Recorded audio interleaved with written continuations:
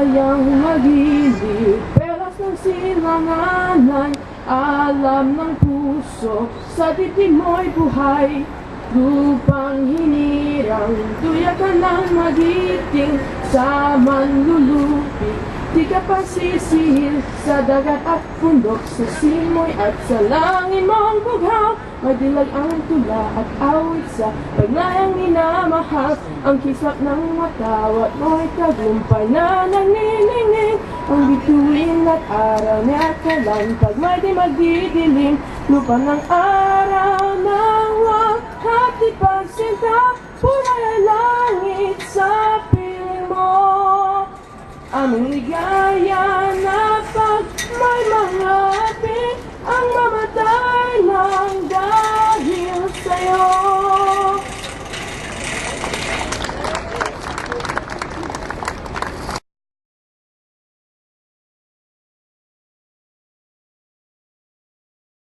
On June 12, 1898, Emilio Aguinaldo proudly proclaimed the Philippine Declaration of Independence and announced the birth of a nation. After 333 years of Spanish rule, the people of the Philippines were given the freedom to self-govern and to become the nation it chooses to be. This was also the day our national anthem was first sung and our flag was first unfurled. Today, we remember the struggle and sacrifice of all those who died in order to breathe life to the idea of having an independent country. Although all of us here have chosen to live in Canada, we are fortunate that this city and this country have recognized our people to be an important part of this nation. We've become the third largest immigrant population in the country, and our presence is a big part of the Canadian mosaic. We continue to honor our heroes like Jose Rizal, who recently had a statue unveiled in Markham. Our businesses have also made an important impact in the economy with the opening of Seafood City and Jollibee, now exposing our local brands to Canadians. Filipino Canadians have attained success in numerous fields, such as law, medicine, the arts, and more. As an example, the current medical officer of health for the City of Toronto is a Filipina. Annual celebrations like the Mabuhay Philippines Festival, held right here at Nathan Phillips Square, share the best of what our culture and our people have to offer to everyone in this nation. So today, we celebrate not just the independence of the Philippines, but what that independence has meant for the people of our country.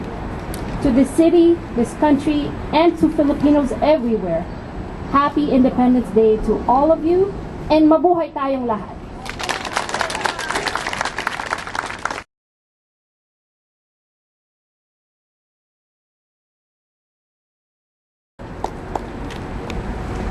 Thank you very much, and good afternoon, ladies and gentlemen. May I begin by acknowledging that we are holding this ceremony today on the lands of our First Nations people, and I want to, in paying respect to them, also pay respect to the many First Nations, Métis, and Inuit people who came before us in this country and who helped to make it possible for us to be here today to celebrate this important occasion of Philippines Independence Day. In fact, the 121st.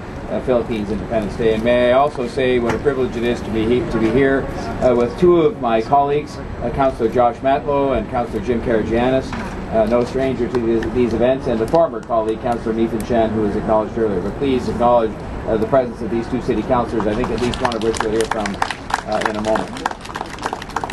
I am very happy that you've come here today. I'm glad it's such a beautiful day. We haven't had very many beautiful days so far this year, but today is indeed a beautiful day, and I'm sure that may be in part because it is Philippines Independence Day. But you are most welcome at City Hall and at Nathan Phillips Square. I want to say at the outset, I want to register a somber note. There is, as you know, somebody missing today from our commemoration, someone who played a significant role in the Filipino community in Toronto, but also in the city of Toronto as a whole. Rosalita Prospero, the Consul General of the Philippines, is no longer with us, and I was very saddened to learn of her sudden passing. I had the good fortune to be with the former Consul General, the late Consul General, on many occasions across the city of Toronto, and including many commemorations of Philippines Independence Day here at City Hall, and I know how committed she was both to her homeland, to which she has returned now to rest, but also to this community, the Filipino community here in Toronto. And so on behalf of my colleagues on City Council and on behalf of all of the people of the City of Toronto, I extend my deep condolences to Consul General Prospero's family and friends, and to the entire Filipino community in Toronto, which she served so well and loved so much.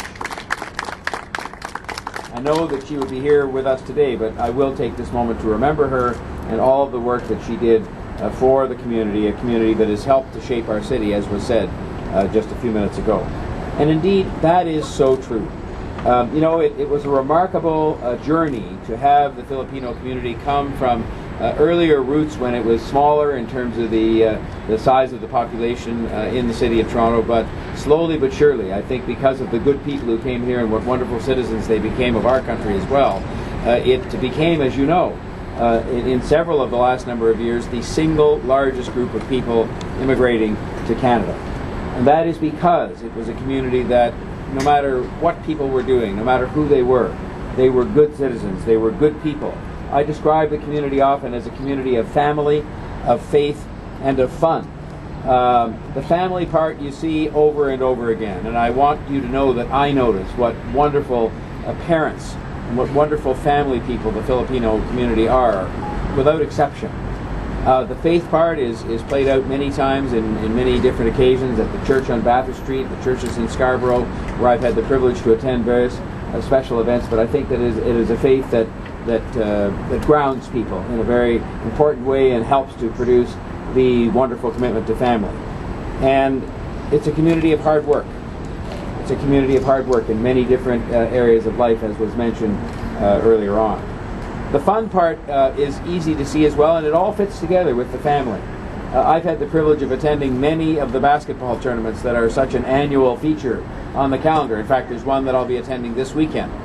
There was one that's always held on the May 24th weekend, and I don't think I've missed in probably 10 years, let alone the time that I've been mayor. And that, of course, that enthusiasm for basketball has led to a tremendous enthusiasm for the Toronto Raptors as we've gone through this joyous celebration of their success this year, and I thank you for that.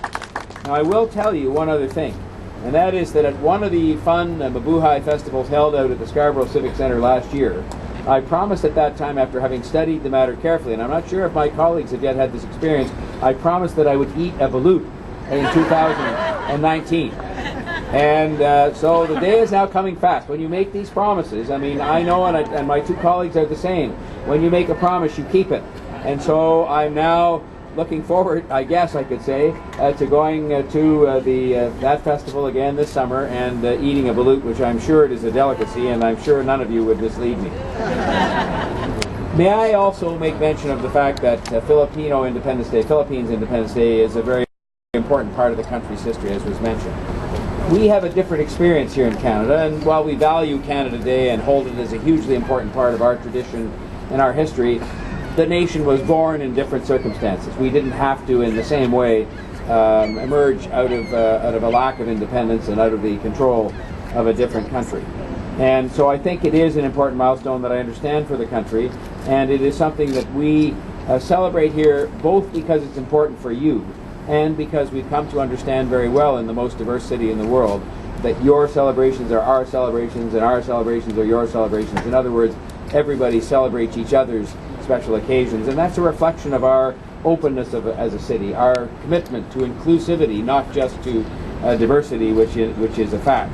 And that is why it was our honor and our pleasure as a city council, and why I'm here today once again to officially proclaim June as Filipino Heritage Month. Our city took, yes, that's worthy of a round of applause, as is the fact that under the leadership of former Councillor Nathan Phillips, that our city took, with the support of the entire council, including my two colleagues here today, a leadership role in proclaiming June as Filipino Heritage Month very recently, and of course it's now become an annual tradition. And so in just a moment I will conclude by presenting the official proclamation, the signed proclamation, to Karen and ask her to accept it and to understand that it carries with it our continuing commitment to the Filipino community and to honoring the heritage of such a vibrant community that makes so many contributions to every aspect of life in our great city. And the only thing I said I was going to do just before. Former President Tita Norma.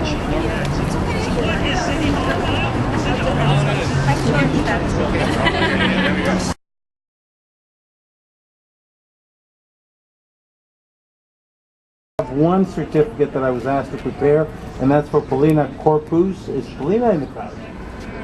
Come on over. We're recognizing you for the work that you're doing. Today you've been commended for your excellent leadership and contributions to the Canadian Filipino community. And if the mayor can join me, we can present a certificate to her. I thank you for having me. Filipino Mabuhay. Enjoy this day. And again, I'd like to add my personal condolences to the community for losing such a great Consul General. She was just a dynamo.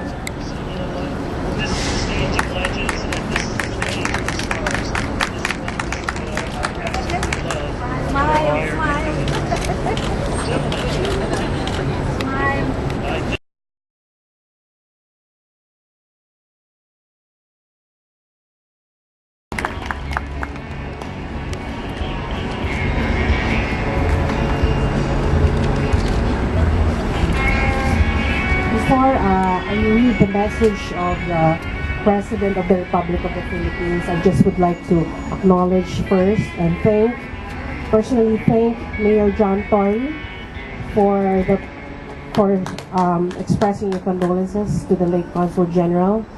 And I also would like to acknowledge the presence of Councilor Jim Cayjanes and earlier Councilor Josh Matlow. I'm also here with you today with some of my colleagues from the Philippine Consulate. So we also have our welfare officer, Ms. Malu Reyes. And I'm also with Mr. Roberto Bob Roldan of our pension system from the Philippines. And Ms. Elizabeth Bores, our Pag-ibig officer. I'd like to begin reading the message of the President. I am one with the Filipino people in commemorating the anniversary of the proclamation of Philippine independence. 121 years has passed since our forefathers bound their fates, their lives, and their fortunes to proclaim the independence of the Filipino people. It was the most significant event in our country's history. Not only did we put an end to more than 3 centuries of subservience, but we also resolved to determine the course of our own destiny as a nation. But the freedom we achieved back then was not without cost. The tree of liberty blossomed on these lands because it was nourished by the sweat and blood of our patriots, heroes, and martyrs. Let us commit ourselves to ensure that their sacrifices have not been in vain and that their dream of a truly independent Philippines, whose people live freely in a secure, stable, and prosperous society, will be achieved within our lifetimes. May we have a solemn and meaningful observance. Signed in Manila on June 12, 2019, Rodrigo Roa Duterte, President of the Republic of the Philippines. We'll do this lady next, right here. Hi, there we are. Who would like to